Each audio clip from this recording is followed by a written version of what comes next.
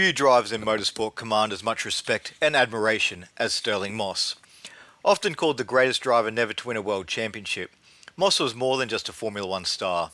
He was a pioneer, a gentleman racer, and one of the most versatile drivers in motorsport history. But what if his career hadn't been cut short in 1962? How many championships could he have won? And how would he have fared against Jim Clark, Graham Hill, and John Surtees? Today we explore one of racing's greatest what-ifs. Born in London in 1929, Moss was destined for motorsport greatness. His father, Alfred Moss, was an amateur racer himself and even competed in the 1924 Indianapolis 500. It was clear that racing was in Stirling's blood. And it wasn't long before young Stirling was making a name for himself in British club racing, where his aggressive yet precise driving style set him apart. But by the late 1940s, he had already established himself as a driver with incredible raw speed and technical precision. Like many of his contemporaries, Moss did not focus solely upon Formula One. As a result, he dominated in sports cars, endurance racing, along with Grand Prix racing, proving that his talent transcended categories. Winning a world championship was never his only goal.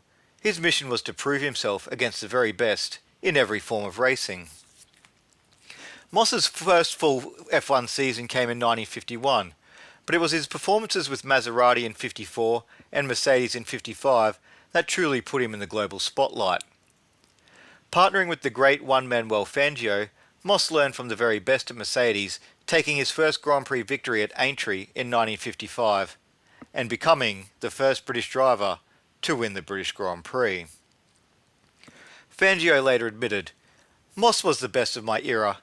He was the fastest of us all." But despite being the quickest driver on the grid, Moss never won a world championship. Between 55 and 58, he finished runner-up 4 times, often losing out due to sheer bad luck or mechanical failure. His 1958 campaign was particularly cruel.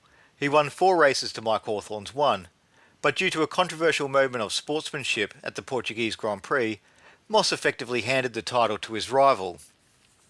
When asked about it, Moss simply said, "I'd rather lose honourably than win dishonourably." Beyond Formula One, Moss's most legendary victory came at the 1955 Mille Miglia, a grueling 1,000-mile road race through Italy.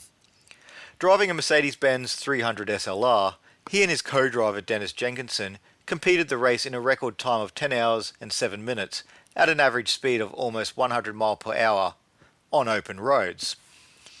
It was a staggering achievement, requiring not just raw speed, but unbelievable concentration and endurance. To this day, many regard it as one of the greatest drives in motorsport history. By 1961, Moss had cemented his reputation as one of the all-time greats. He had the talent, the speed, and the technical mind, but he still did not have that elusive championship. And then came Goodwood in 1962. A devastating crash left him in a coma for weeks. When he finally recovered, he realised that his instincts were no longer as sharp, and in typical Moss fashion, he made a fearless decision. He would walk away from the professional racing at age 32, and at a time when he was at his peak. But what if that accident had never happened? What if Moss had continued racing into the mid and late 60s? Let's start with the most tantalising possibility, a rivalry with Jim Clark. Moss had already arranged to race Ferraris under Rob Walker's privateer team, which would have kept him in competitive Formula One while maintaining his independence from full factory teams. Moss had long refused to race for the factory team, famously distrusting Enzo Ferrari's political manoeuvring and treatment of drivers. Clark, with his silky smooth driving style and connection with Colin Chapman's revolutionary Team Lotus cars, became the dominant force in the 1960s. But Moss was never one to back down from a challenge, and with Clark in his Lotus and Moss in his Ferrari, anything was possible.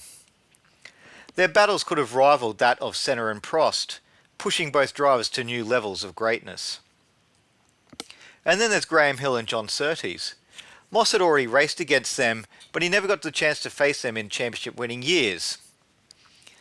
The mid-60s should have been Moss versus Clark versus Hill versus Surtees. Instead, we were robbed of this golden era by fate. If Moss had continued racing, the odds of him winning that elusive championship in the mid-60s were incredibly high.